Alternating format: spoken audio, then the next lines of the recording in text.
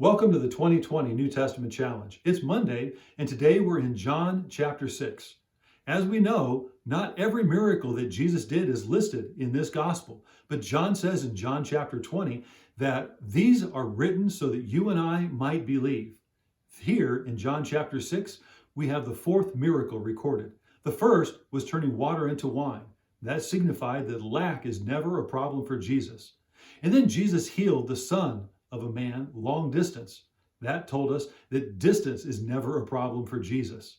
And then there was an invalid that was there at a pool in Bethesda for 38 years. Time is never a problem for Jesus because he was healed in an instant. Here we have 5,000 men, not counting women and children who are hungry. Jesus wants to feed them. The apostle said, where are we going to get enough food to feed all of these people? Philip said it would take almost 8 months' wages to give just one bite to these people. Size is never a problem for Jesus. So Andrew looked to find out what they had available, and he brought Jesus 5 loaves and 2 small fish. Jesus blessed them, gave them to the disciples. They fed all of those people, and then they had 12 baskets full left over. What is John wanting us to know as we trust Jesus? That the size of our problem is never a problem for Jesus. So we should never measure our problem by our ability because Jesus can do anything. What we need to do is give it to him. There's a song that says, little is much when God is in it. And that's what this miracle is all about. Now, there are 2 miracles that are found in all 4 Gospels, Matthew, Mark, Luke, and John.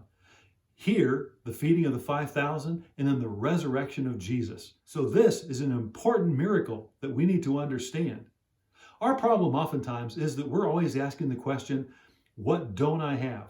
We look at our lack. We look at what we wish we had as opposed to what do I have that I can give to God? What can I give to God that he can use? Because God can multiply whatever we provide him. John wants us to know that if we trust God with what we have, that he is able to do the miraculous. When my wife and I were in the process of adopting our son, we didn't have any money. We knew that we were supposed to adopt, and so we were taking a step of faith, but we didn't have the funds. All we could do was put whatever we had together, which was $200 for the application fee, and then we had to trust God. We said, well, let's have a yard sale. So we started collecting some items. 2 weeks before the yard sale was to take place, I was living in Oklahoma at the time. I got a call at the church office from a lady, and she said, you don't know me. I live in Hawaii. My grandmother there in Oklahoma just passed away. We came and looked at her home, and we did not realize that, well, she was a hoarder. Do you know anyone that needs anything? I said, well, we're in the process of giving a little boy a home. Would you be willing to donate items from her house? She then said, my grandmother was a foster mom, and I know she would love to have known that her things went to give a child a home. I went in and was able to take 4 trailer loads full of items out of that house.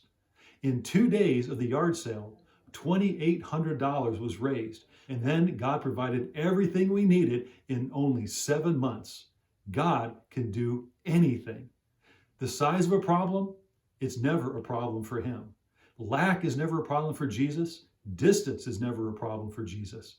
Time is never a problem. And the size of our problem is never an issue for him.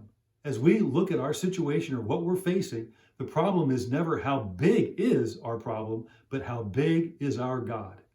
Thank you for joining the 2020 New Testament Challenge.